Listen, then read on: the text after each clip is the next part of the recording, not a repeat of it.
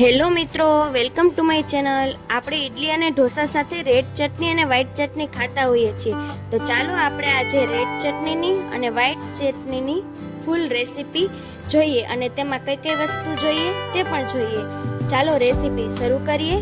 સૌપ્રથમ સૂકા લાલ મરચાં, આમલી, લસણ, ચણાની દાળ, અડદની દાળ, ડુંગળી, ટમેટા, આદુ મરચું આ બધું આપણે તેલ આવી જાય પછી તેમાં એક એક કરીને નાખવાનું છે. તો તેલ આવી ગયું છે. હવે તેમાં ચણાની દાળ, અડદની દાળ બંને એડ કરી અને થોડી વાર એમને તેલમાં રહેવા દઈશું.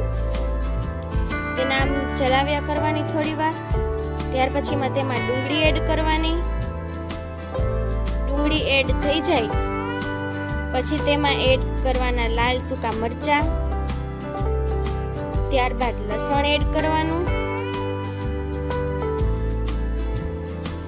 લસણ એડ કર્યા પછી આદુ અને મરચાં બધું એડ કરી દેવાનું. ત્યારબાદ તેમાં આમલી એડ કરવાની. ત્યારબાદ ટમેટા એડ કરી દેવાના અને જે લાલ મરચાં વધ્યા હતા તે એમાં એડ કરી દેવાના. પછી તેમાં મીઠું સ્વાદ પ્રમાણે નાખી અને મિક્સર ગ્રાઇન્ડરમાં બધું ઠરી જાય પછી ગ્રાઇન્ડ કરી લેવાનું અને તેની સ્મૂથ પેસ્ટ જેવી બનાવી લેવાની. તો જુઓ, રેડ ચટણી તૈયાર.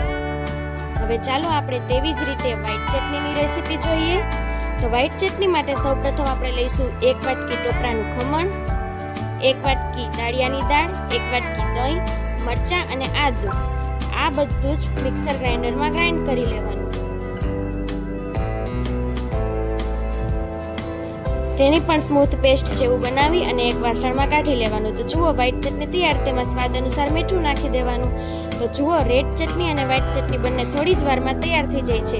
આવી જ નવી નવી રેસીપી જોવા માટે અમારી ચેનલને સબસ્ક્રાઇબ કરો. જો આ વિડીયો ગમ્યો હોય તો વિડીયોને લાઇક કરો, કમેન્ટ કરો અને વધુમાં વધુ શેર કરો.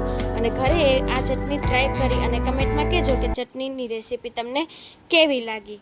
Thank you.